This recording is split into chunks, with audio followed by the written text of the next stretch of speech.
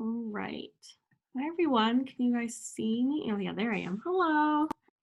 Hi, everyone. Welcome to tonight's webinar. Thank you for joining us. So today, obviously, we're going to be talking about the personal statement, starting it, drafting it, all of that. But before we start, I'll introduce myself and our guests. So my name is Kayla Casca. I am a graduate coach here at Ingenious Prep. I'm from a small town in Michigan, and I got my undergrad degree from the University of Michigan, where I studied communications and psychology. And like I said, at Ingenious Prep, I'm a graduate coach. I also host our podcast inside the admissions office. I would obviously highly recommend checking it out. Um, and today I'm joined by Nikki Champlin. Do you want to introduce yourself? Yeah, sure. Hi, everybody. I'm Nikki. I'm the Director of Curriculum Development at Ingenious. So I work with our counselors and with students directly on lots of our different services. I did my undergrad at Yale. I was a double major in English and philosophy. Then I got my Master's of Fine Arts in Creative Writing from the Iowa Writers Workshop before teaching a little while in New Zealand at Victoria University in Wellington, and then I came to Ingenious, where I've been for a while, and a big area of my focus at Ingenious is helping students with their writing. Given my background, that's one of my favorite things to talk about, so I'm really excited to talk to you guys today about the personal statement, and this is a time to get started working on your personal statement. Yeah, awesome. So first, before we get into the real good stuff about the personal statement, I'm just going to do a brief introduction of who we are, like it says there. And then Nikki's going to take over to talk about how applications are processed, and then talk about the personal statement as a whole, how to strategize it, and then go over some essay structure and writing tips. And then we'll finish up with a case study. And at the end, hopefully we'll have time for some Q&A. So unfortunately, my Q&A function isn't working right now, but we do have the chat box. So if you have questions throughout the webinar, go ahead and put them in the chat box. I'll take note of them, and at the end, we'll circle back to those. So like I said, we'll do a short introduction of who we are. So Ingenious Prep is made up of over 150 former admissions officers from top schools. So these are people who worked in the admissions office at schools, which means they were the ones who read applications and the ones deciding who got in and why. So these are people like Susan Shiflett, who worked at Yale, Vincent James from MIT, and Heather McCutcheon from Dartmouth. We also have people like myself who are graduate coaches from top colleges. So these are people who graduated from those top colleges, are experts in writing and editing, and they also are there to counsel our students, help them edit their things like their personal statements, work on them on activities, everything like that. So these are people like Shannon Bedingfield from Yale, Jennifer Darren from Dartmouth, and Pia Sini from Brown and Wesleyan. And all of these counselors together, especially our former admissions officers, come together and they have taken their experiences from the admissions office and made our cutting edge curriculum.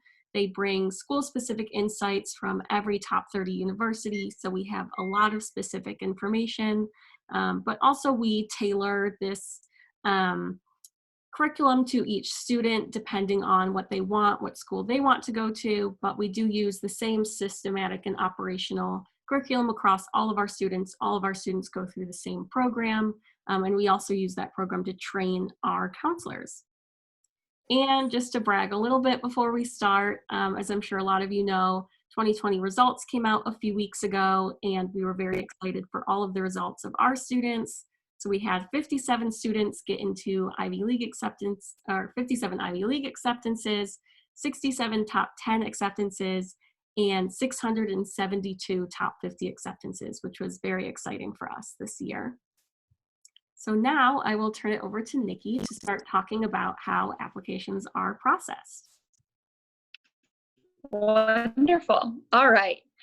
So before we talk about the personal statement specifically, which is obviously our big focus for today, I want to tell you guys a little bit more about how applications are read, because I think this helps as you start to think about what role your personal statement is going to play in your application as a whole.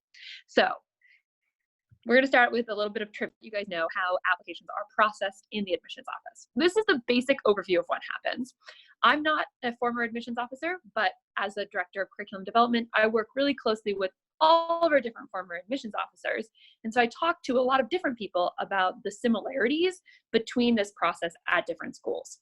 So the basic thing is always the same. You submit your application.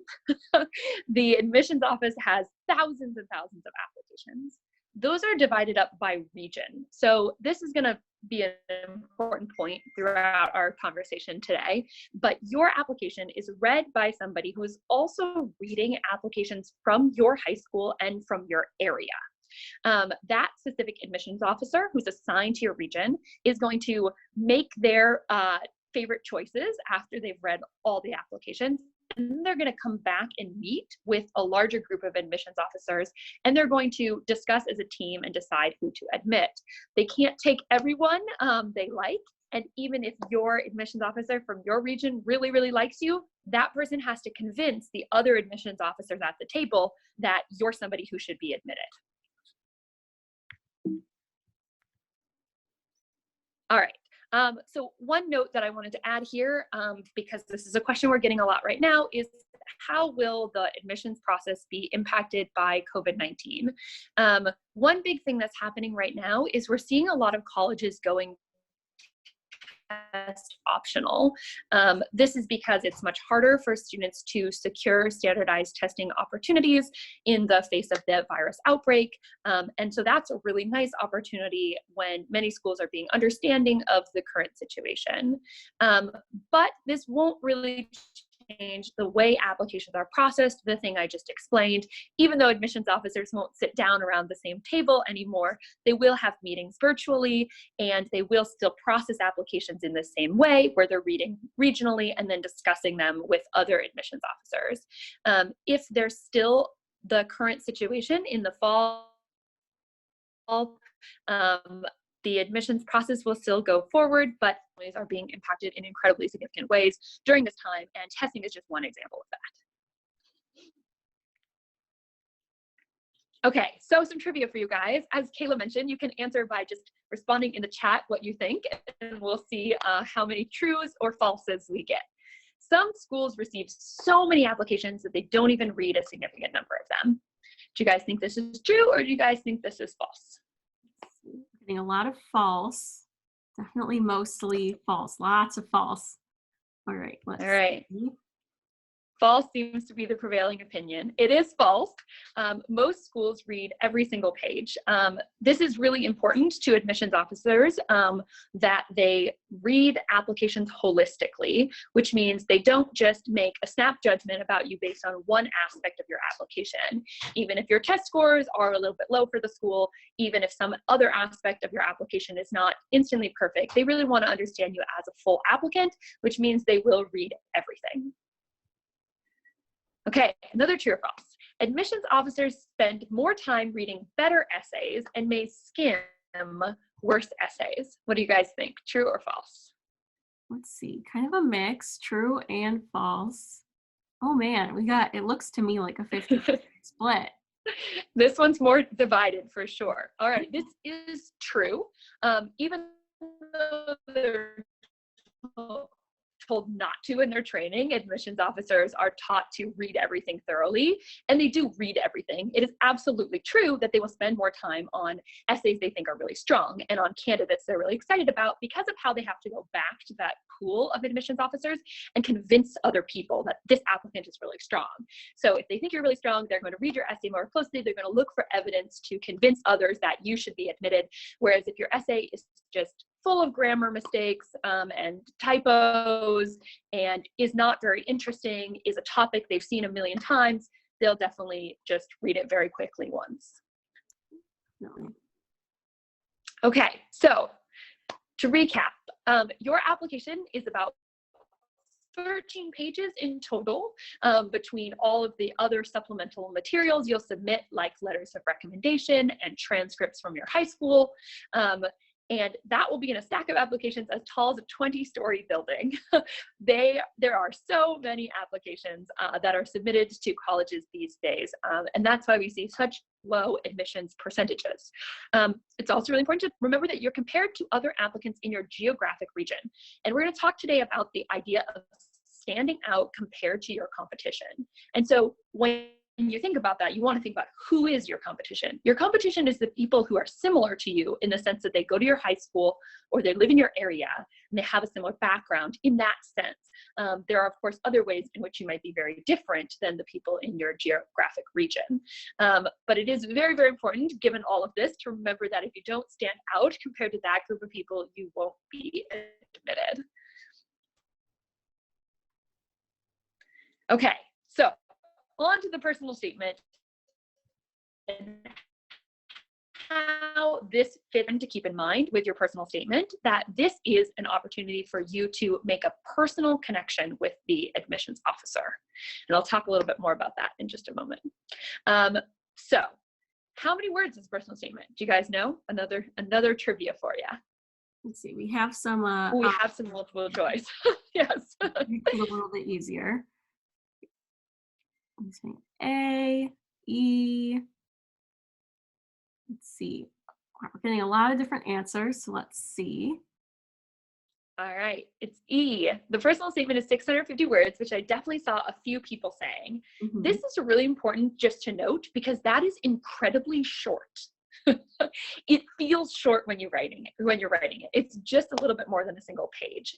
And this is your opportunity to write the story that matters most to you, to really tell the admissions officer something about you that feels deeply personal and that makes you stand out. And that's a lot to achieve in just a single page of writing. Okay, so I'm going to talk a little bit about both choosing a prompt and choosing a topic for the personal statement. And it's important to think about both these things because the personal statement is kind of like the heart of your application.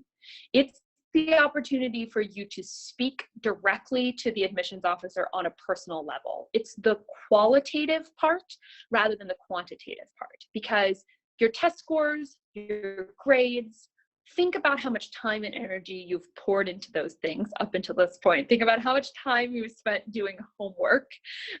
Your personal statement is just as significant as those things because admissions officers care about you as a human being. They care about who you'll be when you arrive on their campus.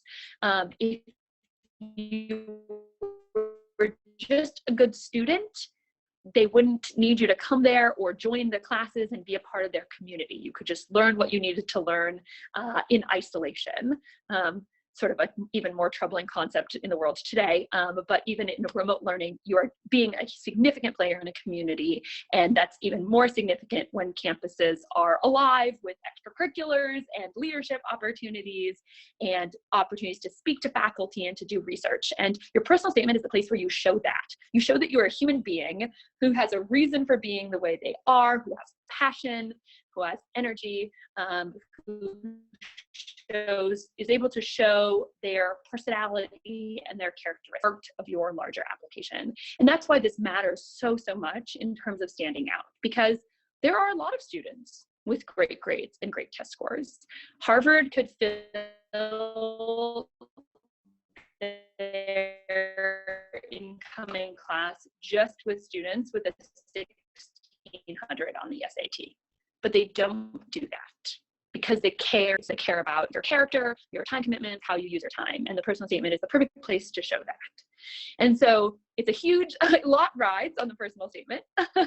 And that's why choosing a prompt and choosing a topic is so important. Okay, so I'm just gonna go briefly through what the prompts are. But before I do this, I wanna say that this part is way less significant than the second part. Choosing a prompt is way less significant than choosing a topic. And one reason for that, you'll see actually on the next slide, Kayla, if you can go to the next one real quick, because I can point this out, is the very last one, the very last prompt, prompt number 7, is share an essay on any topic of your choice. So even though there are prompts, this is also open-ended. You can actually pick any prompt you want. There's not any advantage to picking any one particular prompt? I get asked that question a lot by students. And it's actually way more important that you write the right essay for you than that you answer any specific prompt, or even that your essay fits any one of these prompts in particular, because you could always choose prompt number 7, which is to submit an essay on any topic of your choice. So I think that the most helpful thing about the prompts is to use them as a way of understanding what kind of essay they're looking for. The personal statement is its own genre of writing. And as a writer, I love to talk to students about that idea, because I spend a lot of time talking to students about how writing an analytical essay for your English class, or a research essay for your biology class, is different than writing a poem or a work of fiction. The personal statement is neither of those things. This is not an opportunity for you to write an analytical essay, and it's not an opportunity for you to write a creative writing essay. It is its own thing. It's most similar to memoir, I guess, but it's in a very short format and has a very specific intention. And so looking carefully at the prompts can help you understand the kind of essay they want. And even if you don't tailor your essay exactly to any one of these prompts, that's okay. You can always pick prompt number 7, and they aren't too wound up about you exactly answering the specific prompt. That's not true for the supplemental. Exactly answer the question when you're working on supplemental essays. But for the personal statement, it's much more about the kind of story you're telling about yourself and how you're reflecting on yourself. So just to go through a few of these, I think you guys will notice quickly that these prompts have something in common. If you can go back to the previous one, Kayla.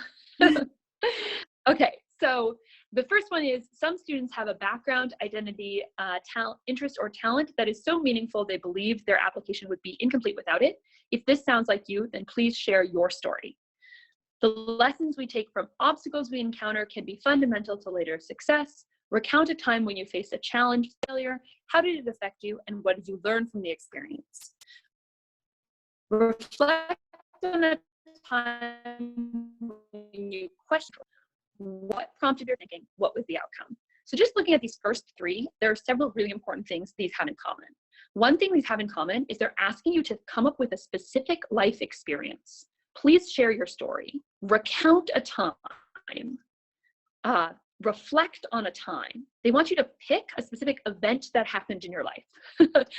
And the ideal event is both an internal and an external event. And I'll talk more about that in the choosing the topic section next. But it should be something that both happened to you and changed you in how you thought, in how you felt, in how you looked at the world. And we also get some clues about the kinds of events that would be good personal statements. One of these focuses on the idea of some kind of background or identity that's really important. Another one focuses on overcoming a challenge. Another one focuses on questioning your beliefs. These are sort of fundamental things that are part of our human identity. And so they want you to pick an event in your life that shaped who you are as a person, your identity. And if we go on to the next slide as well, and we see the remainder of the prompts, these have similar things. Describe a problem you solved or a problem you'd like to solve. Why does that matter to you? Discuss an accomplishment that shows personal growth. Describe a topic or idea you find so engaging it makes you lose track of time. These are all things where they're asking you to pick a specific thing in your life and explain why it matters and explain how you think about it, why you care. So that is the sort of central emphasis of the personal statement. Okay, so how to choose a prompt. These are just some basic tips to keep in mind. Choose a prompt you understand. That's a great general tip, because some of these you might not really connect with, or you might not feel like you know what they're looking for. Choose a prompt that will guide you into the right kind of self-reflection. I mentioned the idea that the personal statement, the ideal personal statement, is both external and internal. And if your personal statement is just a story of stuff that happened to you, rather than an opportunity for you to reflect on yourself, for you to think about how you changed or how you thought in new ways, for you to look inside at your character. If the event that you're talking about didn't cause you to do that kind of self-reflection, it's probably not a very good event to talk about in your life. Does the prompt point at your character experiences and accomplishments? It's great if this is also an opportunity for you to show things that you spend time on, things you care about. Does the prompt invite you to demonstrate self-understanding, personal growth, or your passionate interests? Does the prompt emphasize your unique perspective on a given topic? We'll talk more about that idea of your topic not only being something that shows your character and your personality, but that shows that your character and your personality traits that you're emphasizing are unique ones and not character traits that like most people have, like I'm kind, or I care about other people, or I, learned how to challenge myself. Those are things lots of us go through. Is there something more specific or more unique that you could talk about? A few more tips. Think about what you want your reader to learn about you through your personal statement. So that's really great in terms of starting with the like, what's a story or event that's really central to me, to my character, to my personality. Be wary of prompts that require you to express social, religious, or political opinions. This is an idea that students often misunderstand. It can be good to show you believe in something really strongly, but you do need to keep in mind your audience, and you do need to be careful of offending your reader.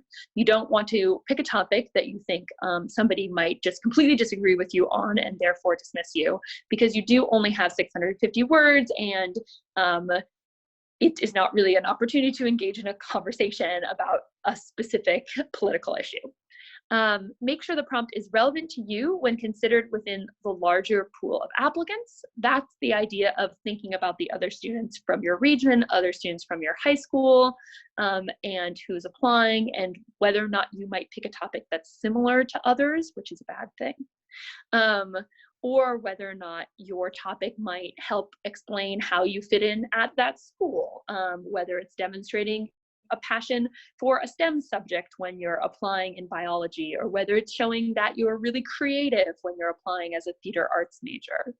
And it is also important that you know yourself and your writing habits, and you choose a prompt or ignore these rules accordingly. There is not one format or formula for the personal statement that always works. In fact, the opposite is the way to think about it. Innovation is important in getting into top colleges. Okay, so choosing a topic. Given all of that, the wonderful place to start is with this idea of choosing a topic. And I'm going to take you guys through that before I talk a little bit more about structuring your personal statement. And this is what you should start now. Especially if you are a current 11th grader who is going into their summer and then going into 12th grade when you will apply, this is absolutely the right time to be thinking about the topic for your personal statement, because this is the part of it you don't want to rush. I remember, and I always tell this story, writing my personal statement during the summer between 11th and 12th grade, and I worked really hard on it, and I was like, this is great, and I got it all polished, and I showed it to my dad, and he said, you should start over from scratch. And I was like, what? And I was all offended. And he was like, this is not a good topic. You haven't picked the topic that best shows you. And I was, went to my room and was like upset.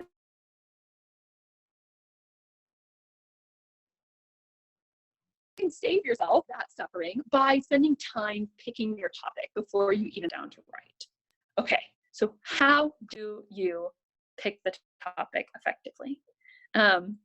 There are three important things you should pay attention to. One is your application persona, which I'll explain more in a second. One is your competition, which I've talked about a little bit. And the third one is your audience, which I've also talked about a little bit. Oh, can you still hear me? I think you're just breaking up a little bit. For a little bit. Okay. Do you want me to was there a specific part of it you missed? Do you want me to repeat? I think I was able to hear most of it, but okay. All right. If at the end, okay, people are saying it's okay. If at the end you missed a certain part and want me to go over it again, just send a question in the chat. Okay. All right. So consideration one, your application persona. So what is an application persona? This is the idea that your application should have something that unites it. That if on one page of your application, you're like, I love biology. And then on the next page of your application, you're like, I spent a lot of time playing the flute. And then on the next page of your application, you're like, I'm just really excited about computer science. And you have a letter of recommendation from a visual art teacher and a theater teacher. And then you also have your strongest and most advanced classes are in physics. It's going to be hard to tell what you're focused on, what you care about most, what you've prioritized. And so the application persona doesn't mean only doing one thing, but it means finding something in common that unites your whole application. That is the sort of couple things that make you stand out most. This is different than the idea of being well-rounded. I think that's the single biggest myth about college applications, that well-rounded is a good thing, because it's not. But doing only one thing is also not a good thing.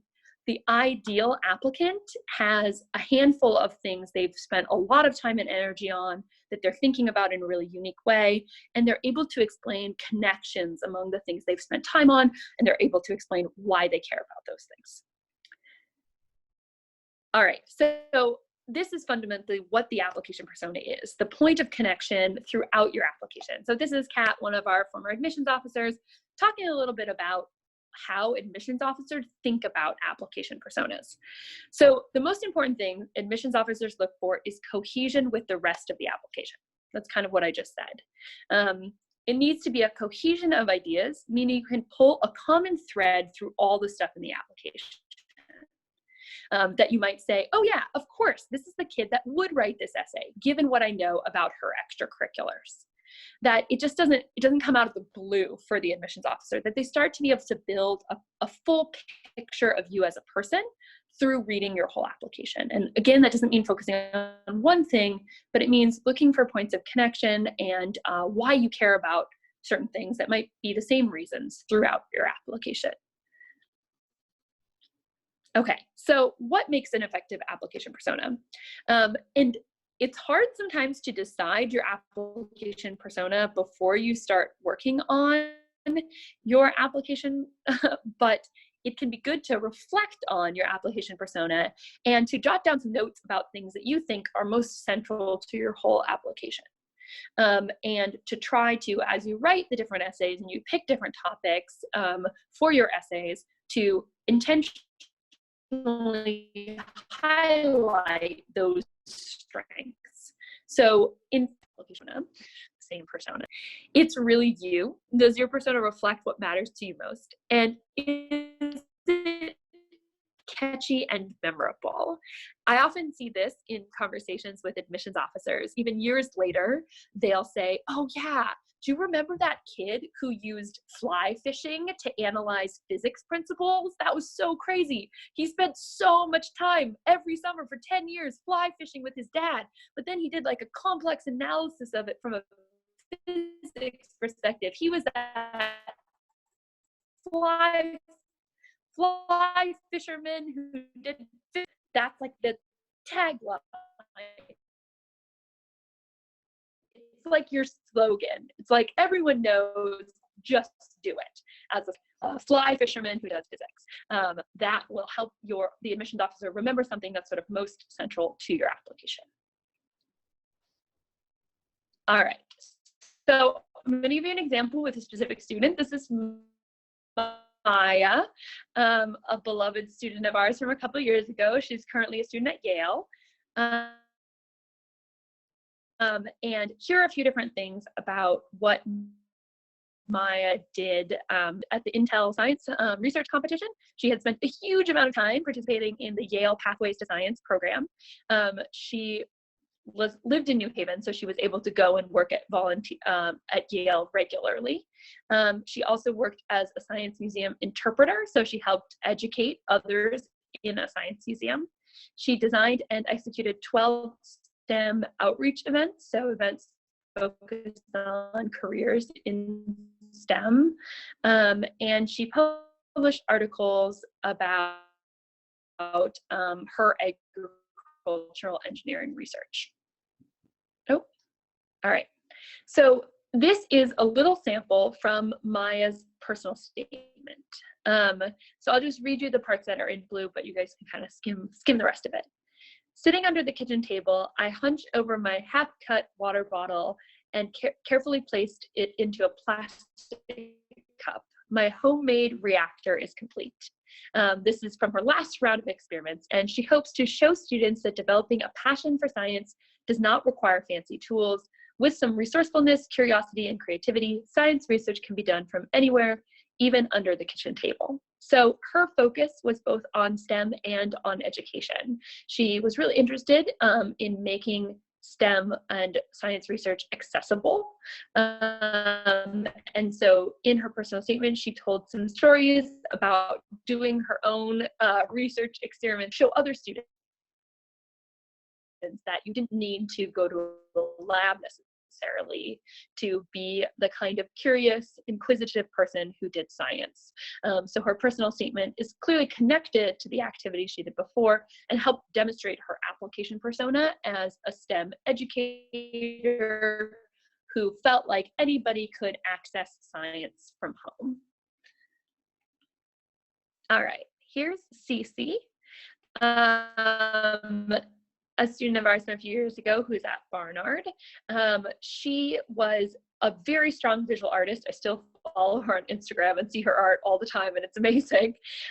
She had a huge Instagram following, but she was also really interested in the relationship between art and social media. So while building her social media presence and spending a huge amount of time on her own art, she also did a lot of things related to art outreach at her school, volunteering for an organization called Art Start. She did research on architecture, focused on how like living spaces impact people, and she had also done things with like graphic design and marketing to show the application of her. So here's an excerpt from her. This is the very beginning of her personal statement, which started with the line, almost 4,000 people saw my artwork on Instagram. In this moment, she has this sort of strong emotional connection to the people that are viewing her artwork. And she's struggling with certain things that she's going through and thinking about, like she mentions at the end of this section, gender equality, bullying, and mental illness. And instead of letting those things derail her, and she focuses on how she could use art as a form of personal expression and as a way to connect with other people. And she saw social media as an opportunity to connect with other people through artwork. So she says, so I turned to art, the outlet I always relied on to express myself. I've created artwork and posted it on social media, hoping to spread awareness and provoke conversations on topics like gender equality, bullying, and mental illness. So I hope you see with both of these examples that these students didn't do just one thing. They had interesting ways they were thinking about connections between their interests, and they were characterizing themselves as somebody who was curriculars and their different academic interests into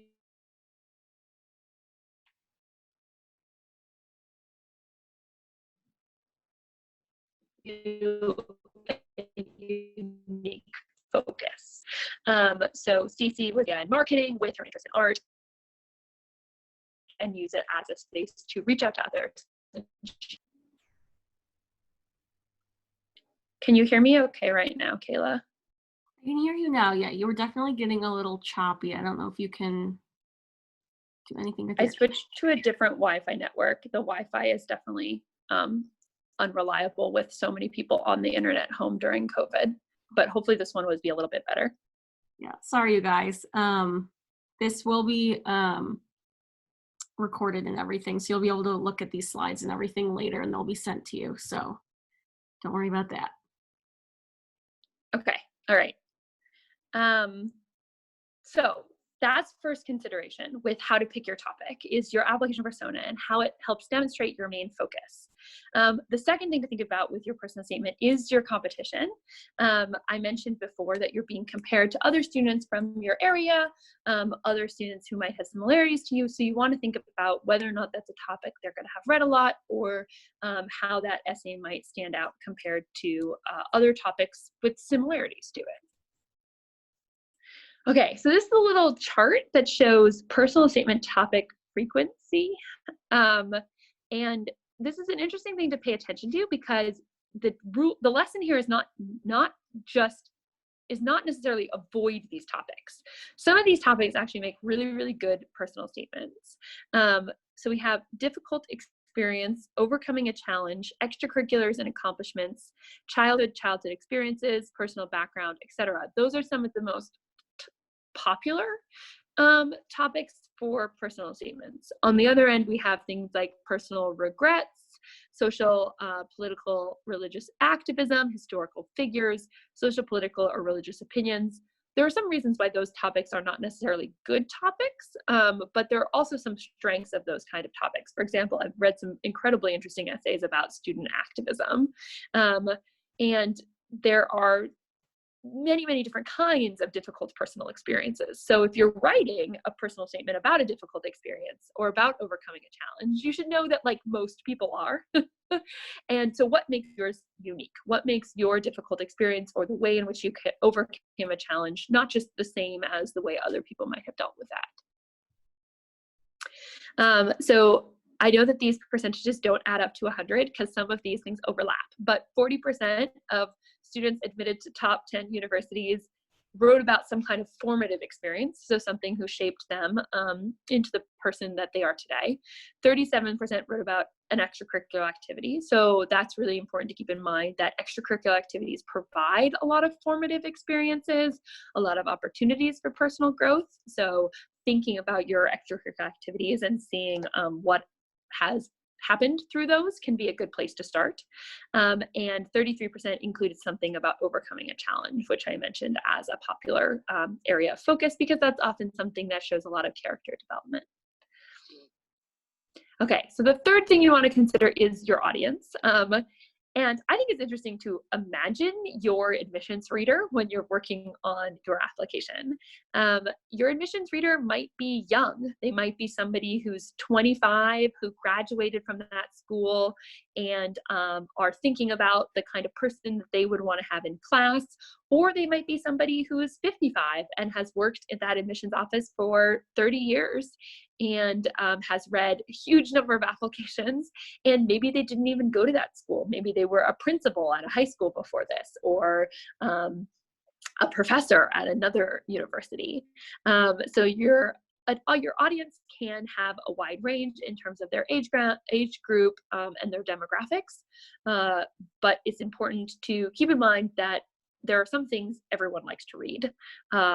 People who care, people who show excitement, people who show passion, people who are able to tell a good story, to engage their reader, to keep them interested, and people who demonstrate admirable qualities through their personal statement. Of students admitted to top 10 universities, less than 5% included one of these topics in their personal statement: social, political, or religious opinions, historical events or figures, and personal regrets. I think the social, political, or religious opinions one makes sense because, as I mentioned, you don't know who your admissions reader might be, and the last thing you want to do is offend that person, so it's important to be diplomatic. Historical events or figures is often a difficult topic to talk about yourself because, as I mentioned very early on, this is not an academic essay. This is not like writing a paper for your history class. The goal here is to write about yourself and your experiences. So if you focus too much on somebody that's not you, that's not helpful. And personal regrets. I have definitely seen students write amazing personal statements about mistakes that they made, and how they reflected on those and tried to change. And those can be some of the most powerful personal statements. But regrets are often still things that you're hung up on. So you want to make sure your personal statement has a positive spin and shows your growth. Okay, so the big takeaway here, you have just more than a page to introduce yourself, connect with the person reading your application. This is the heart of your whole application, and tie your whole application together, all while demonstrating very strong writing skills. So it is ambitious, and time and energy spent on your personal statement, reflection, starting early, lots of different drafts, all of that makes a huge difference in this process. Um, just at the end of this section, I wanted to mention a few mistakes to avoid. One thing to avoid is writing your resume twice, by which I mean you don't need to talk about everything in your personal statement. It's much better to focus on one or two events and experiences and explain those thoroughly, because they already will have your activities list. And if you're just trying to talk about tons of different things, you won't be able to go in depth with any of them. That's connected to the idea of trying to accomplish too much. It's good to center your personal statement around a specific event or situation. You don't ever want to start with your whole life story. Um, a really unfortunate mistake is exaggerating adversity. This is when students are talking about a challenge that they overcame, and they're making it sound like a really, really significant and terrible thing. And it is that they got a C on a math test, or that their teacher got sick and missed a lot of their classes. Those kind of examples of adversity, you need to remember, are going to be read up against much, much more dramatic examples. And if you're if you're in that stage of the admissions committee talking around the table, you're being compared to students from all over the world. And if your essay is about how you overcome the adversity of getting a C on a math test, and the next essay is from a student who grew up homeless throughout their entire childhood, yours is not going to look very significant. And it's important to think about that with humility.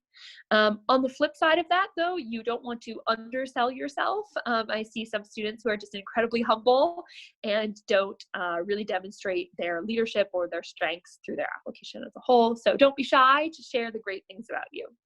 You don't want to write about anything that happened to you before ninth grade. Because it's not relevant, really, in the sense of, like, they want to know who you are now and who you're going to be when you show up in college. Writing about others, I mentioned that one. That's a big mistake, because anytime you're spending writing about somebody else, you're taking away time writing about you and reflecting on yourself. Show, don't tell. This goes to the storytelling element of a personal statement, which we'll talk about a little bit more.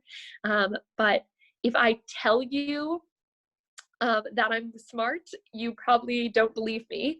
But if I can give you evidence to show you that I'm smart, you do, if you conclude that on your own. And that's how to think about the personal statement. If you want an admissions officer to conclude that you're smart, that you're creative, that you're kind, that you're sympathetic, you can't tell them those things, but you need to use examples and evidence from your life to demonstrate that you've developed those personal qualities. You also don't want to say that or point out aspects of excessive privilege, things that, like, rely on you having had your parents just pay for everything for you, or sounding like you've just had everything handed to you very easily. I also think it's important to note this last one, writing about COVID-19. I think we are going to see a lot of COVID essays in this application round.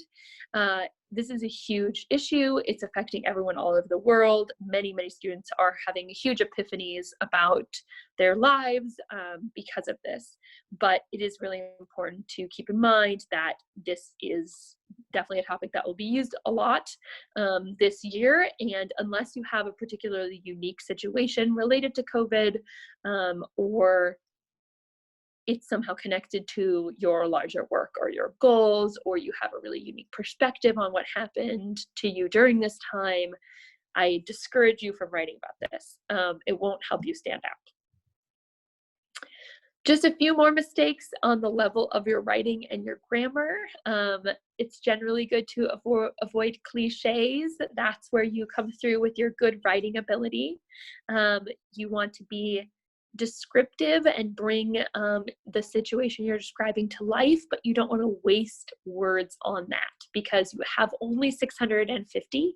So are if you're spending half your essay describing a scene like a creative writing fiction piece, you aren't going to have enough time to reflect or to explain how it changed you. Overusing figurative language is generally not great either. That goes along with this is not creative writing. Passive voice is a good thing to avoid. You want to sound active and engaged in what you're doing.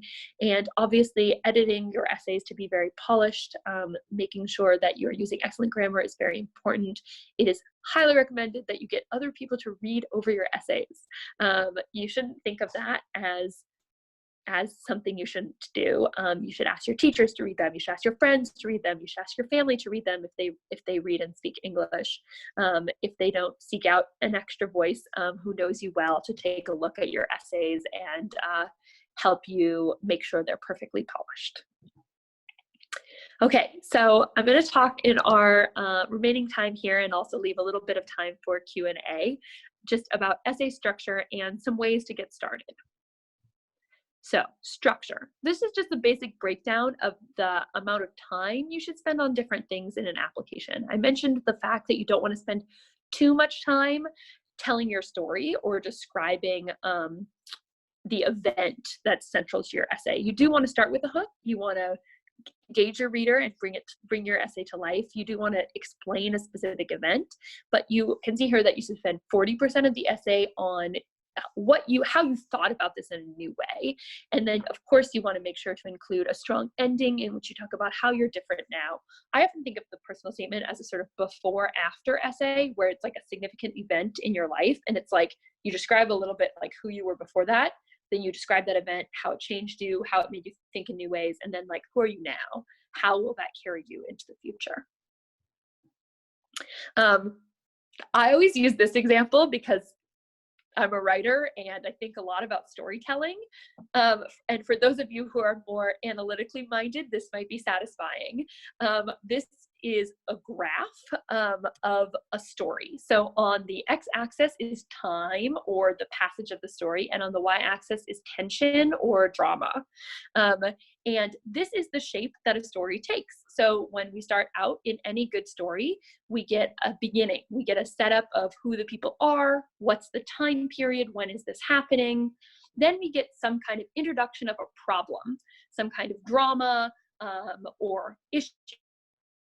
Then there's the moment of the climax, which is the moment of most problem.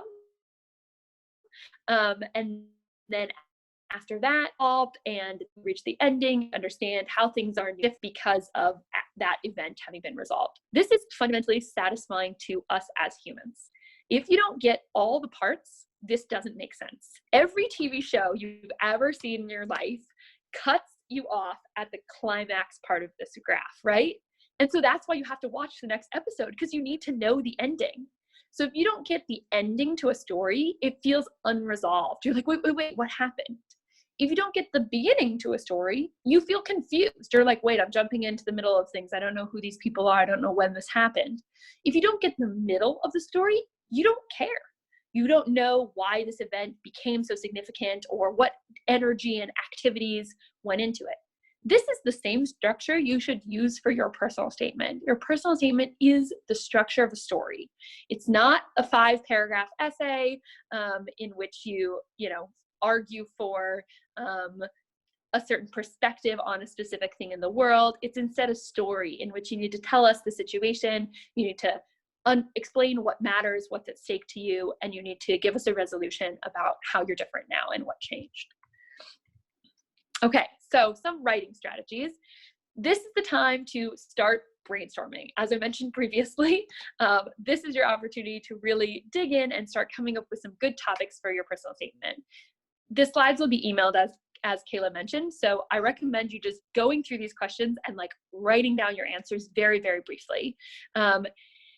Thinking about your academics, what matters to you and why, and just going through these questions to start to try to think about the things that are most central to you as an applicant. Could be related to academics, We have some other examples on the next couple of slides here. It could be related to your activities, and thinking about why certain activities matter to you, when you started them and why, whether you've done something with that activity that no one else has done, whether you face certain challenges through those activities. Also thinking about your own life events. Is there something you experienced in the last couple of years that really changed you that wasn't related to school or your activities? Maybe something with your family, something with your friends, something with your parent, with your siblings. Did this affect you in a certain way? And so thinking about life events that aren't just academics or extracurriculars as well. I really recommend this tip of like going back through stuff that you have saved from the past 4 years. If you have a school planner, if you have a school calendar, what do you see come up a lot? Where do you spend a lot of time? And what things did you really care about, right? Looking back, you might say, whoa, being at that one Model UN conference, I forgot about how this specific thing happened that was like really shocking to me. That's really interesting.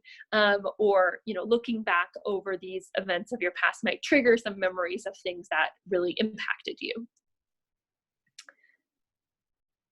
Absolutely ask people near and dear to you, especially as you come up with a couple different ideas. Take these to your parents, to your siblings, to your friends, teachers, mentors, guidance counselor at school, and ask those people, what do you think about me when you think about me, right? Like, what do you think makes me unique? What do you think is memorable? Am I forgetting any specific events that were really important? What's most important in our relationship with each other? So once you've started to ask yourself those kinds of questions and jot down lots of notes, I recommend picking a handful of topics to write a little bit more about. I normally have students do 5 topics and write like just a short blurb about them. Don't try to sit down and write the whole personal statement, or you'll end up having spent time on a topic that wasn't the best one. Rarely is the first idea the best in this kind of situation. So instead, just write 100 to 200 words about 5 different things. And then compare and contrast those. Ask somebody else, what do they think of them? Does one of them feel right to you? Are you more excited about one of them than the other? Do you think one of them has more potential to be unique, to be something that other students at your high school won't have written about? Or do you think some of them are like, oh, wow, I think a lot of people could have written about that event from Model UN. So use that as a way to start developing a couple different ideas and compare and contrast them. Once you get to the stage of editing, it is really important to not just rely on grammar and spell check. I emphasized this before. Proofread for one kind of error at a time. Read out loud your essay. Read your essay backwards. That's like the editing technique that I use the most in my own writing, is like I start at the end and I go read word by word backward, which is always a great brain exercise. But it is really important to make sure that your final essay is fully polished, and that you've really put that time and energy into the final version. These are just a few more things to look for as you're editing: spelling errors, punctuation, word confusion, grammar errors like run-on sentences, or narrative or tense consistency, subject-verb agreement. You also want to make sure that your essay flows, that you have transitions between your paragraphs. If you jump forward or backward in time, you would not believe how many times I've read a draft of a student's essay and said, when did this happen? If that's not clear to your reader, it's going to be confusing. And if you're changing between events, that's all the more important. It's really important to have good transitions, because these essays are read quickly, and there's a lot of them read back to back. You want to make sure they're clear to your reader. Clarity is very important. And you also want to make sure you're checking out examples of your application persona. Does this show the kind of characteristics that you want to show about yourself? Does it help demonstrate that you're a STEM educator, or that you're a fly fisherman who likes physics, through your whole personal statement? Okay, so the big takeaways: you want to pick a strategic and memorable topic that's unique. You want to start with a hook. You want to make sure that there's sort of a, so what did I learn from this? How did it change me? Is there a clear message about you? You want to make sure that you're using evidence, which is examples from your own life. And then of course you want to make sure everything is perfectly polished at the end. So let's see, I'm just looking at the time. I want to make sure we can get to a few questions. So I'm going to skip past the case study that we have. I'm going to go through it, just click through a little bit slowly. So when I send out the recording, you can pause if you want to look at it. That will be there, but student got into Princeton, so very exciting. You can read about their personal statement work when I send this out. Really quickly, you can also just take a look at the results that we had this year, like I talked about at the beginning, all the students that we worked with through our application process. And if you want to look through our programs as well, I'll just leave this up for a second. If you're interested in having someone like Nikki or one of our former admissions officers work with you on your personal statement on other aspects, or if you're a younger student, we have programs there as well. You can just take a look through these really quickly, and we'll answer a question or two before we hop off. Like I said, my Q&A function for some reason isn't working, so if you want to put your questions in the chat box, it should be the Zoom webinar chat. Both Nikki and I can see them. I did see a question a while ago asking you to kind of elaborate and go back over when you said how an applicant can show more than one thing in their personal statement at once, kind of how you do that. Yeah, totally. So I was talking about that idea of like being well-rounded is not necessarily a good thing, but focusing only on one thing is not necessarily a good thing. And I think that it's better to think about your whole application, demonstrating that you have a couple different skill sets. And your personal statement is not the only essay that you write. It's just the essay that's the same for all of your different schools you apply to. On the Common App, the same basic Common App with the personal statement goes to every school, but you write different supplemental essays for each individual school. And so I don't think that you necessarily need to show multiple things you've done in your personal statement. I actually think some of the best personal statements are kind of like a slice of life where they focus on just one event, one specific thing that happened to the student and how it changed them. But then in your other essays, you want to make sure you don't repeat yourself, right?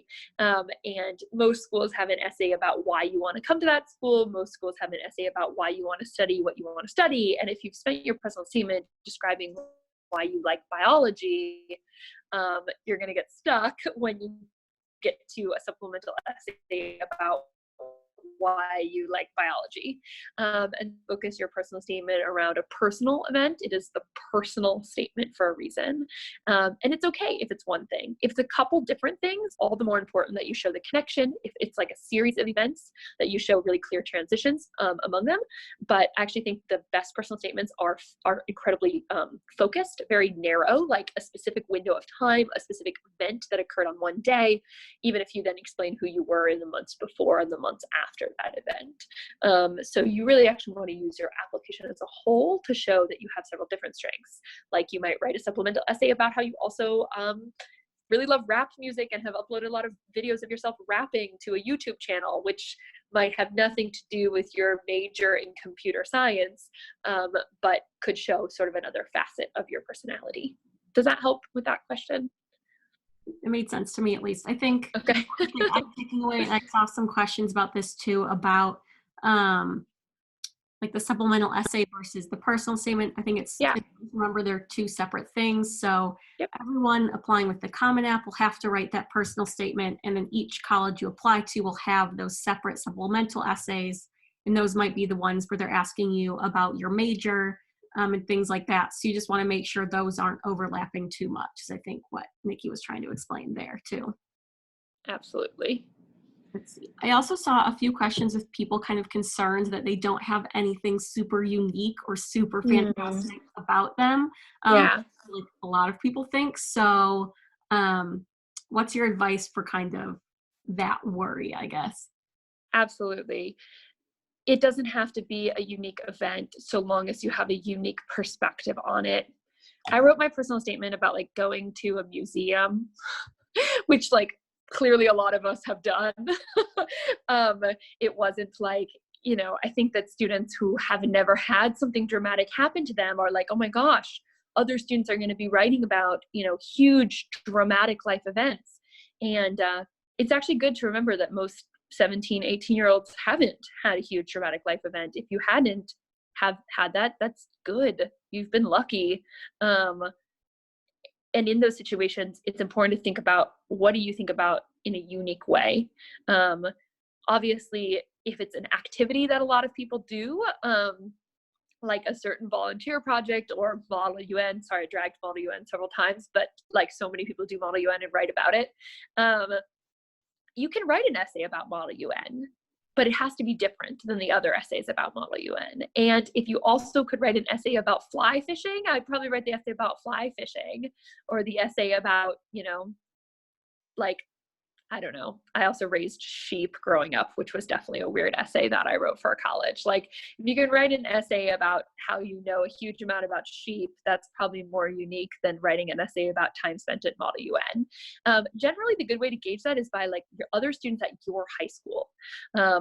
If you're writing an essay that's about an activity that's really popular at your high school, or an event a lot of students at your high school experienced, you do absolutely run the risk of other students overlapping that. But if you can find something that just you experienced and you think other students at your high school couldn't really write about that, that's the way to go.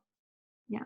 I also saw someone, and I was going to give this example anyway, ask what I wrote about. I remember writing about going to Barnes and Noble with my family, and kind of my family's experience with reading and books, and how it was kind of a stress reliever for me. So obviously, kind of like Nikki's going to the museum, a lot of people go to the bookstore. It doesn't sound very dramatic or very unique, but um, like Nikki said, it's important to have your own unique take on it, write about it in a very personal way, and write about it in a way that's going to make you stand out in some way from other students. It doesn't have to be something crazy, like a huge dramatic or sad event, or, some weird activity that no one else would do. It just has to be unique to you. Absolutely.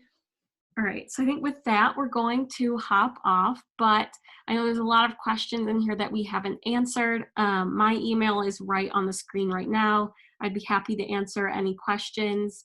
You can email me and I'll get back to you. We also have a Facebook group called College Admissions Corner that I'm in, and some of our other graduate coaches are in, and we're always answering questions. So I'd recommend hopping in there too, to kind of meet other students and parents. And like I said, this recording will be sent out to everyone tomorrow, so you can go back and watch the whole thing. All right, so thank you all for watching. Have a good rest of your night, everybody. Thank you, everyone. Happy writing. Good luck.